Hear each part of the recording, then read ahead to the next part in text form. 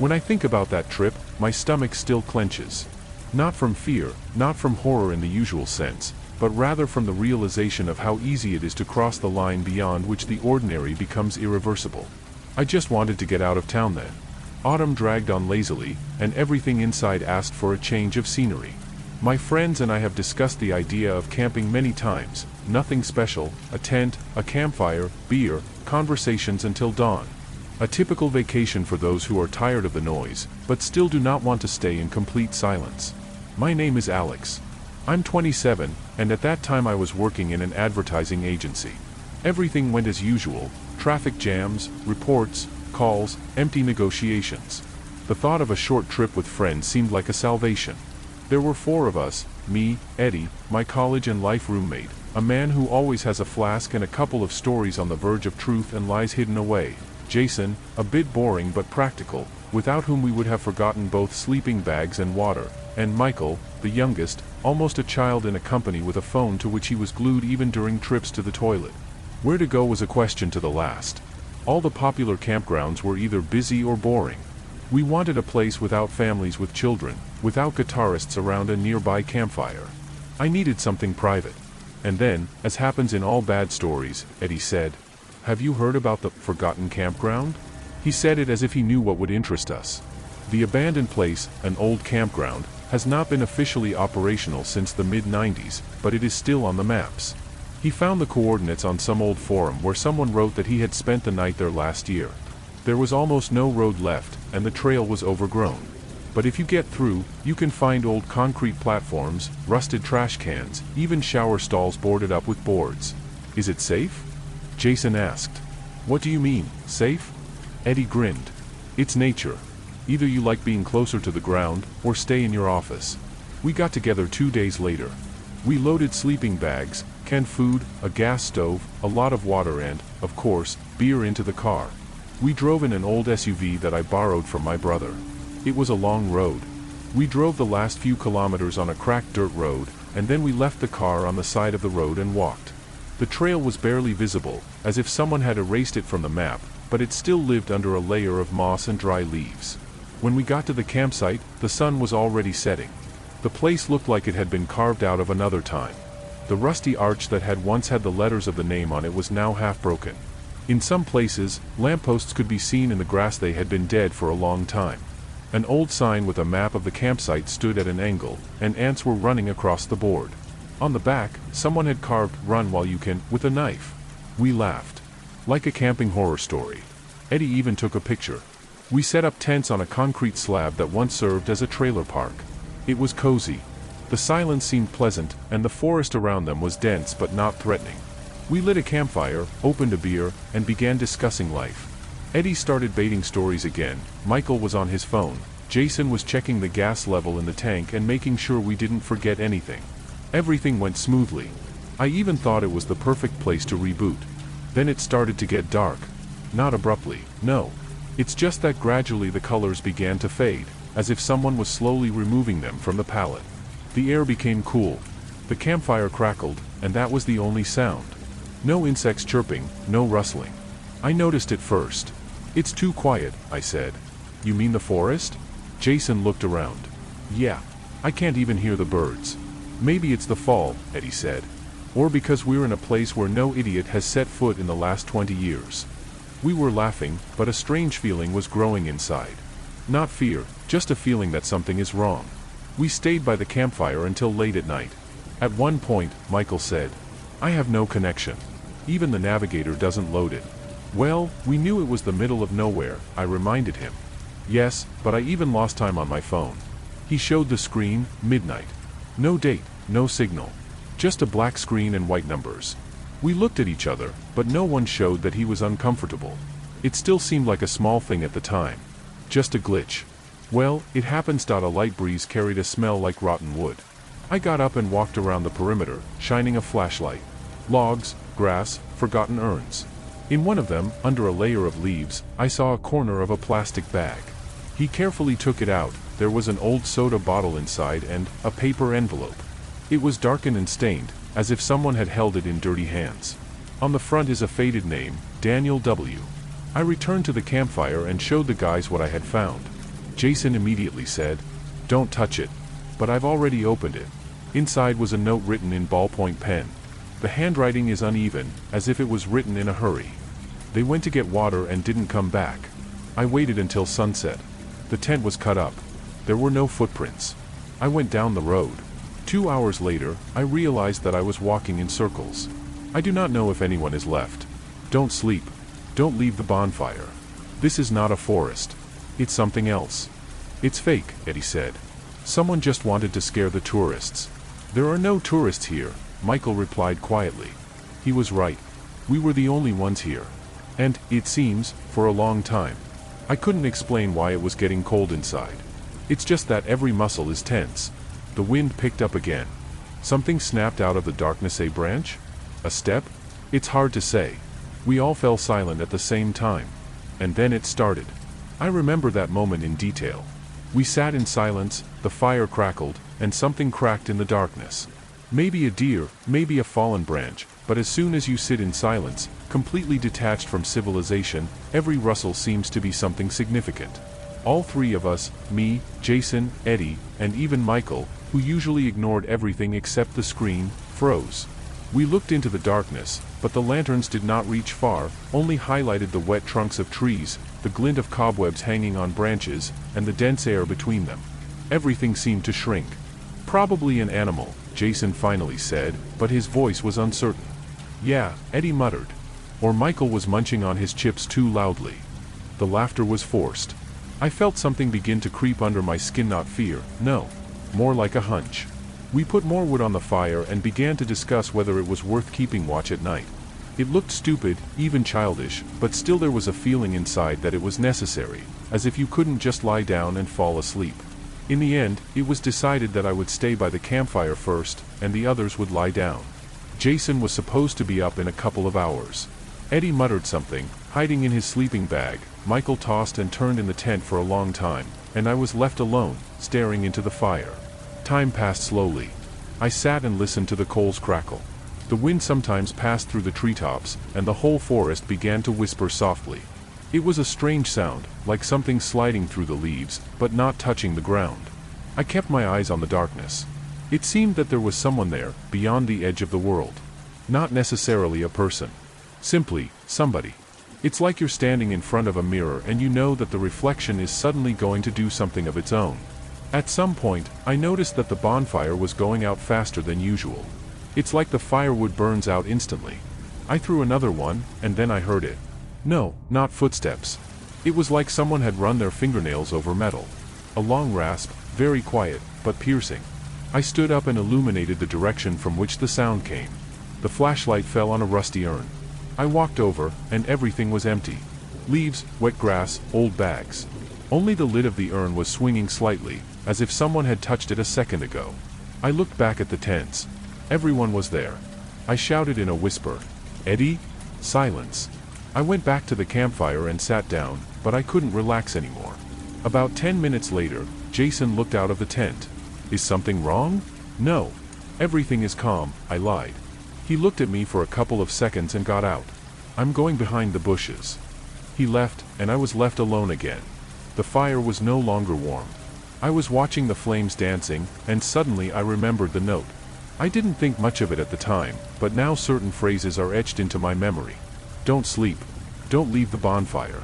And one more thing, the tent was cut up. It's been about 5 minutes. Jason didn't come back. I thought maybe I'd gone further away. But after another 5 minutes, I started to get nervous. I got up, picked up the flashlight and headed to where it was supposed to be. He illuminated every bush, every stone. I was calling him. Several times. Softly at first, then louder. "Jason." Nothing. Just my voice and the wind. I walked about 10 meters further, towards the old shower stall that we had noticed earlier in the day. It was covered in mold, the doors had been torn off, and the pipes were sticking out like rusty needles. There is silence behind it. I pointed the flashlight right inside, and there, against the wall, I saw his backpack. I recognized it by the patch.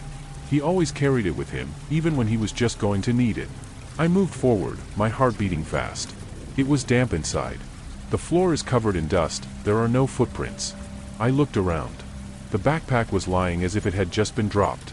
But there was something nearby. A pack of wet wipes, unpacked, and blood. A small dark spot, almost dried up, but still fresh. I turned around and ran back. When I returned to the camp, everything was different. The bonfire was almost out. The tent where Eddie was sleeping was open. The zipper is broken. It's empty inside. I walked over to Michael's tent. "Mike, wake up." "Hey." He didn't answer. I pulled the zipper. There's no one inside. The sleeping bag is split open from the side like a knife. I was left alone. Everything was happening so fast that the brain didn't have time to put it all together. I spun around, grabbed the flashlight, threw it, called them, and again nothing. The forest seemed to be looking at me. He didn't attack, he didn't move. I was just waiting. I do not know how much time has passed. Maybe an hour. Maybe 15 minutes. I packed the rest of my things in my backpack, put out the fire as best I could and left. He walked along the path. Back to where we came from. Only the road was already different. It's not that she disappeared, no. It just looked the same. I walked and did not understand how far I had walked, where I was and what was next. Pieces of familiar stumps alternated with new ones. I turned my head, checking to see if I recognized something, and no.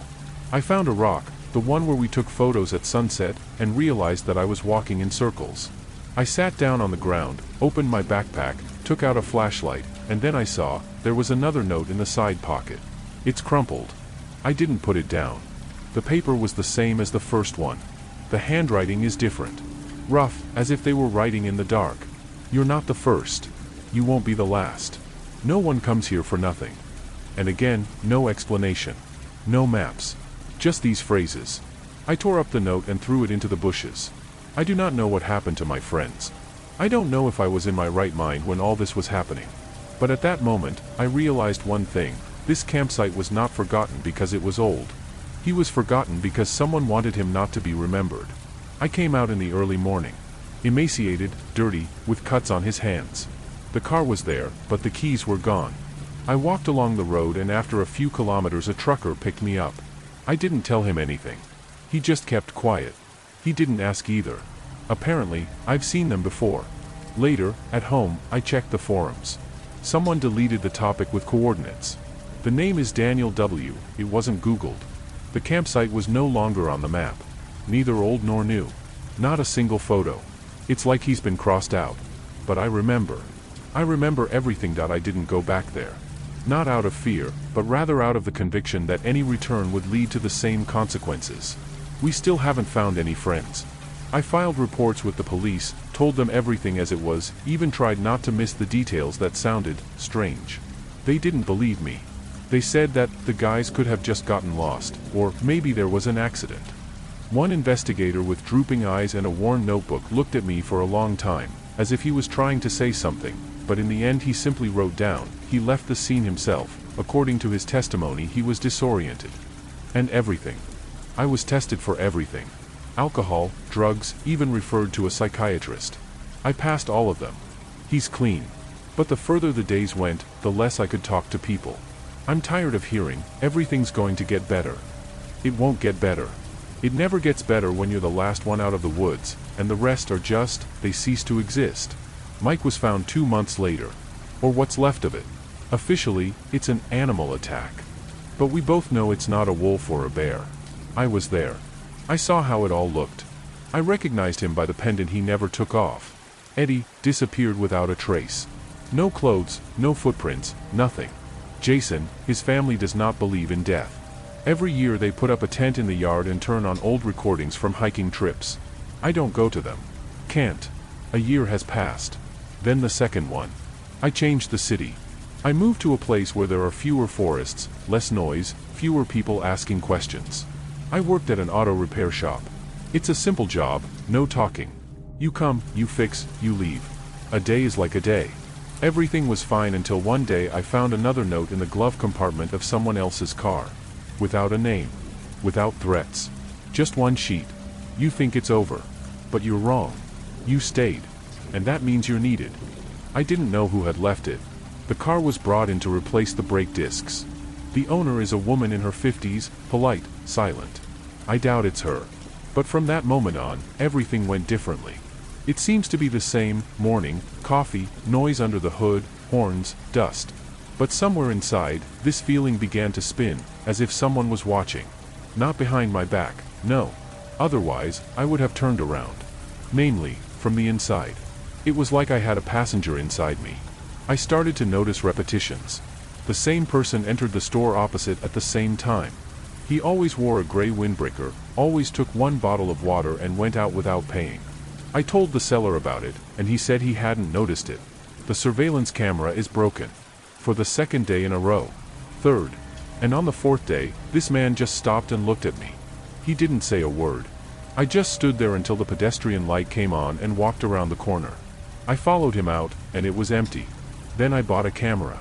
I started writing everything down. Myself. Make way. Even the garage. Not because I was hoping to catch something, but because I wanted to make sure I wasn't going crazy. The recordings went on for 8 hours, everything was according to plan. But one day, a black frame. There was no one in the place where I was supposed to be sitting. An empty chair. Although I remember exactly how I was sitting. As he spoke into the microphone. How he told his thoughts out loud. The next morning, there was another note. I was just lying at the entrance. They're watching. But not because of you. Because of what you know. I burned it. And immediately regretted it. I should have left the evidence. But everything I did before didn't make sense. These notes are not a trace. These are reminders. To me. Just me. I decided to leave again. This time it's not easy to change the city. But to cross yourself out. Delete social networks. Change the name. I hired a private trader, and he helped me fake everything. I've become different. New apartment, old armchair, minimum light. He lived on cash, no cards, no internet. Just books. Just paper. And silence. I thought I could disappear. But one day, an envelope was put in the mailbox. Tight. Colorless. Without stamps. There are 3 photos inside. The first one shows me sitting in a tent by a campfire. That very evening. We had one camera, and it stayed in the woods. I didn't take it. The second one is Eddie. Sleeping. In the sleeping bag. With a flashlight on his forehead. Someone was filming outside. I'm on the third. But not now. And not then. It shows me standing outside my new apartment, in the clothes I was wearing last night. The photo was taken at night. When I was sleeping. There was a signature at the bottom. Scratched with a needle. You started the story. Now finish playing. I do not know who is behind this. I don't know why. But at some point I realized that everything that was happening was not an accident. Not wild nature. Not a conspiracy. This is someone's game. The meaning of which was my survival. Not a victory, not an answer, not a salvation. Just survival. Every decision I make is already being observed. Each route is remembered. And every time I think I've lost it, I find a new trail. A new eye behind the back. A new envelope. And one day, on the bus, a man sat down next to me. It doesn't stand out in any way. He was silent the whole way. But before leaving, he leaned over to me and whispered, "Do you want to know why you're here?" I didn't say anything. But he smiled and added, "Then go back to where it all started. But not into the woods. Deeper. Much deeper." And he went out. Leaving behind the smell of tobacco and a page of the same paper that started it all. There was only one word written on it. Remember that. I held this page in my hands, sitting on an empty bus, and I couldn't throw it away. The word, remember, cut into my mind like a knife into a tree. You can't erase it. I got off at the first stop, stood on the sidewalk for a long time, staring at nothing. Cars drove by, people walked by, but it didn't seem to concern me. Not at this moment. Not now. That night, I returned home and took out an old backpack. I pulled out an old map. Not an electronic one, but the paper one with the bold marks, creases, and campfire stains. I ran my finger along the route where we were walking then, and stopped where, according to my recollections, that camp was. An abandoned campground. The map didn't say anything about this place. Not a single designation. Emptiness. I decided to go back. Not because I wanted to, but because otherwise they just wouldn't let me rest. Sometimes there are only 2 ways left in life, either you go to the end, or you live with a question all your life. And a question is scarier than any answer. Even the most terrible.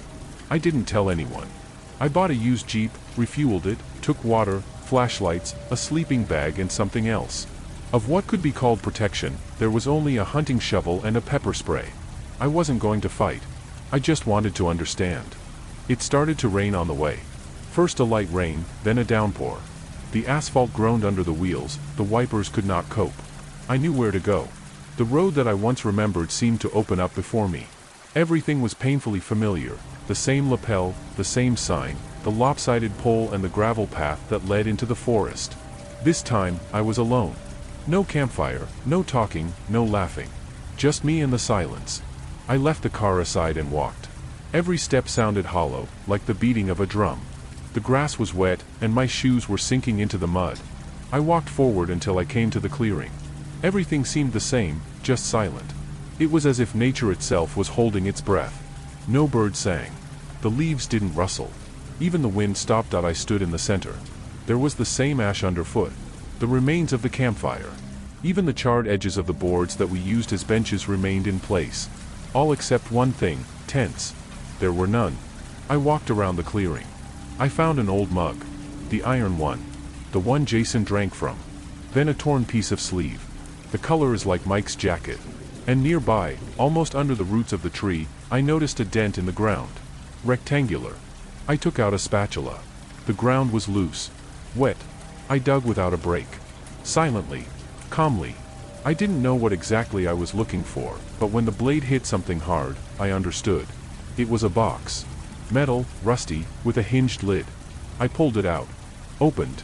There are notes inside. A lot. Wet, but readable. Everything is handwritten. In different handwriting. I took them one by one and read them. There were names. Stories. Events. Someone was losing a brother. Someone's sister. Someone is a whole group of people. Everyone disappeared in this place. Everyone had one thing in common, camping. Old, forgotten, not listed in any map. One of the notes was fresh. My name is written on top. The handwriting is mine. I don't remember writing it. But I definitely recognized my own letters. There were only 2 lines. You're back. Now you know. But only one can leave. I didn't understand. At first. But then I heard a sound, not loud, but sharp. A click. It looks like a shutter. I turned around. There was a man standing at the edge of the clearing. In a gray windbreaker. That's the one. He stared at me, not coming any closer. I raised my hands. Gradually. He showed me that I was unarmed. He stepped forward. Why all this? I asked. What do you want? He didn't say anything. He went to the drawer, looked at the papers, and took out one of them. He unfolded it. He handed it to me. It said, "You didn't survive by accident. I need you to tell me. To warn you. Everyone who knew disappeared. But you have to stay. Until the end." I looked at him, and suddenly I realized that he wasn't threatening. He's guarding. As an archivist. Like a watchman. He didn't do any harm. He just made sure that everything stayed in its place. I nodded. And then he slowly turned around and went into the forest. I was standing alone, among the wet trees, with dozens of other people's stories in my hands, and only one thought rang in my head, now it's my turn. I buried the box back. Tight. It was like he was trying to leave everything inside. I went back to the car. The rain has already stopped. The road back was quiet. Not a single car. Not a single person. When I returned to the city, I didn't talk to anyone. I just sat down at my desk and started writing. That's it. From beginning to end. So that you, who are reading this, know, if one day you come across a map without a mark, if someone suggests a trip to a place where it was fun, do not go. Because forgotten places don't forget you.